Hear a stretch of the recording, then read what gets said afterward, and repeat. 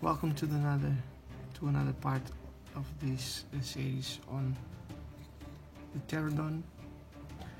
What we have done was working a little bit on the lower parts of the body. Now we are going to do some work on the this part specifically, and the arms, the wings. I'm going to do that together with some airbrushing. And for the first highlight, I'm going to use some Cabalite green, and just grab my dry brush.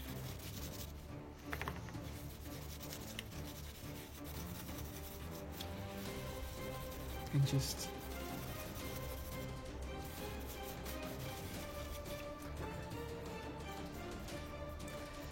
going to apply some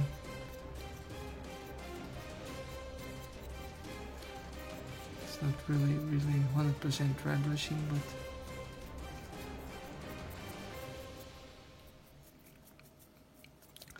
it will help the model get another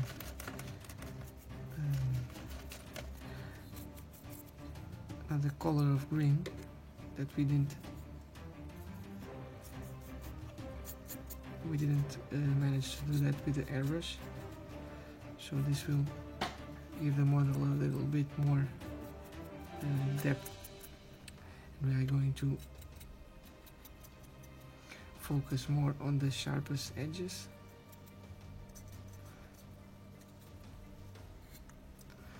You just can give it a little bit of dry brushing also on the wings where no purple is showing. And also do that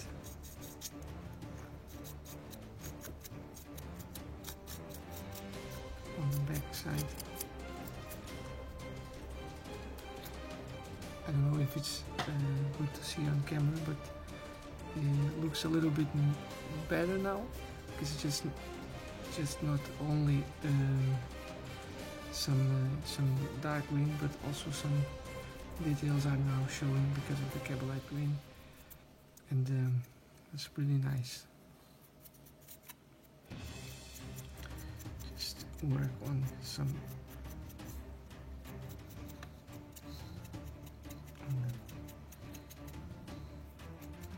beak also, feet, legs, tail. Yeah, this is pretty much how I was working. I was expecting to work on this fella, so I'm very happy. Some more dry brush on the wings, and I will let this thing dry, and the next step will be the same actually, but with Sybarite green. And I'll just wash my brush, wait for the paint to dry, and we will be proceeding with that step. So I'll be back in a moment when this is completely dry. Now that our Cabalite green is dry, to grab some Sybarite green, and I'm going to highlight it.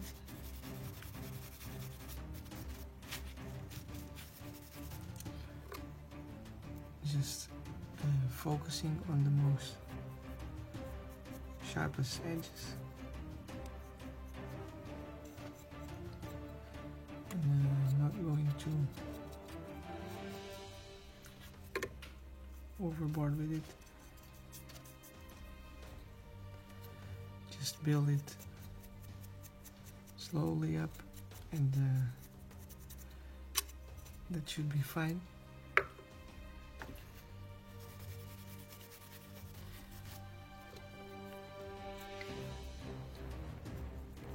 I really like this combination of three colors. Incubi Darkness and the highlights. I like them very much because they give a little bit of some dark natural green colors, and that's what I'm going for. I hope you can see it. It's taking shape very well. And this will be the last step for the greens, or one of the last steps. Maybe I'm going to use some Nurgling green to do some very sharp highlights, and then I'm going to do some edge highlights on some areas to bring more emphasis to those parts. But let's move further with the green, and but first we need to let this dry. I will be back when that is done. And now we are going to apply some dry brushing of Nurgling green. I'm wiping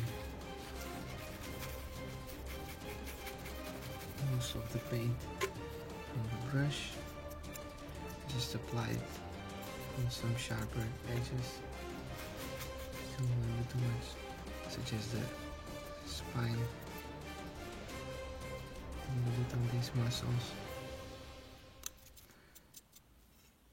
on his crest, beak. Just focusing on the sharpest edges, and just be sure to build the colors slowly up, and just take your time with this step. Just a little bit on the wings also when you have few paint, just to give it a little bit more depth to these small recesses on the wings. So just work your way around, and you will see that this last highlight is giving the model a little bit more organic green, because we are dry brushing it. It makes it look like we give him also a little bit of texture, but also looks very cool. And this will complete the dry brushing stage of this of these models, and we are almost done with the body. We are only using some Nurgling green, but not the dry brushing sort, but some Nurgling green layer color to layer some edge highlight. Maybe we'll lighten that Nurgling green with some ivory for the most extreme edge highlighting, and we will see it from there. Maybe with that step the skin will be completely finished. We can move on also edge highlighting with some ivory on the under part of the model, and they are looking good, and we are going to proceed with this step as soon as the dry brush is completely finished, and I will be back when this is completely done. And I thought I would be using Nurgling green, but I think that Duck Egg green from Vallejo Air, it's a little bit better color for this step. And, just look for the sharpest edges. A good example is this really sharp edge on the mouth. Just run along with the brush, and just look for some sharp edges. Don't go too crazy about it, and just take your time doing this step, and you should be fine. And, this looks a little bit too bright, I know, but when the paint is dry, it will dry a little bit darker, and we can always I will go again with some glazes to tie everything together with the edge highlights. So I'm going to do the edge highlighting, and when this is completely dry, I will be airbrushing the very last step on the green tone of the skin, and it will be glazing, and then we can work on the patterns, those pink areas on the model to finish him completely, and then it will be only working around on some really small details, such as the ball and the skinks. I'm going to paint them off camera, and I will be showing you the results after that is done. And yeah, I'm going to proceed with the edge highlighting, and I will be back when this is completely done. Now I have here a mix of Waywatcher green, Guilliman blue, and a drop of Lamentas yellow, and we are going to apply over the whole model, also on the under. This is just a very heavily diluted. I also use some thinner just to give the model a last blue glaze. The same for this one.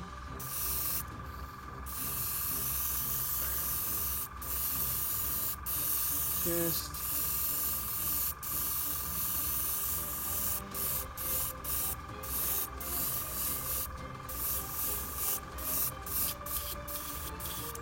that should be fine, and that completes our skin tone. We are still we will be working on the those nice patterns and stuff, and also with some other details such as the balls and stuff, but I'm going to do that when this is completely dry, and if I'm not happy with the glaze, I will apply it once more until I'm happy with the result. So I'm going to let this dry about half an hour. It should be fine. And now we have our color shift from Greenstuff World, red goblin, and we are going to apply that on the parts that we painted a little bit purple.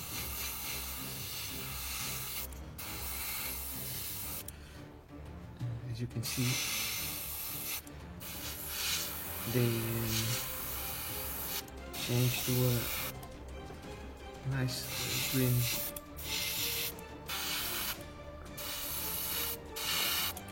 color, and then just follow the patterns, and just doesn't have to be perfect, of course, because it will be an kind of organic pattern. It should not be in any way a line or something, but it's just to give the model a little bit of a nice effect. As you can see, it will the colors shift between them, and just do it until you are satisfied with it. I'm happy with this guy. Maybe I'll put some more on some other places, but I like it is, and I will leave it this way. And yeah, this will conclude this video, and I will the next step will be painting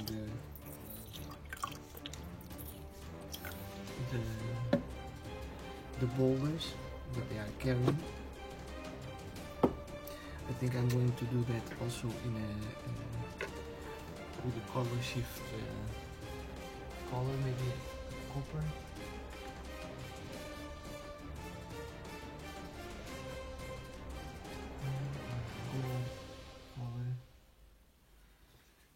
Maybe it's a mystic gold or something. It's a nice green color.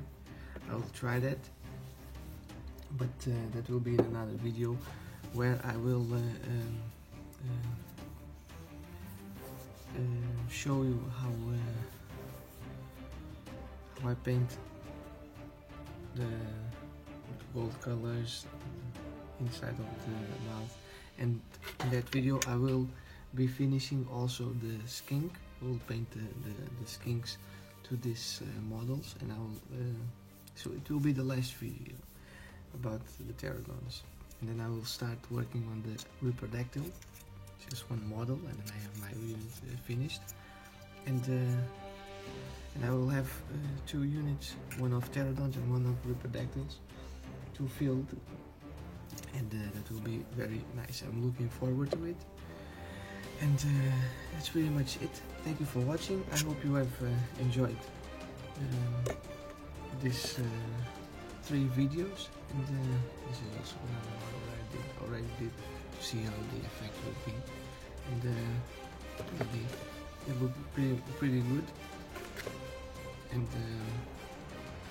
some decorations, and when they are will be finished, it will be they will look very cool on the battlefield.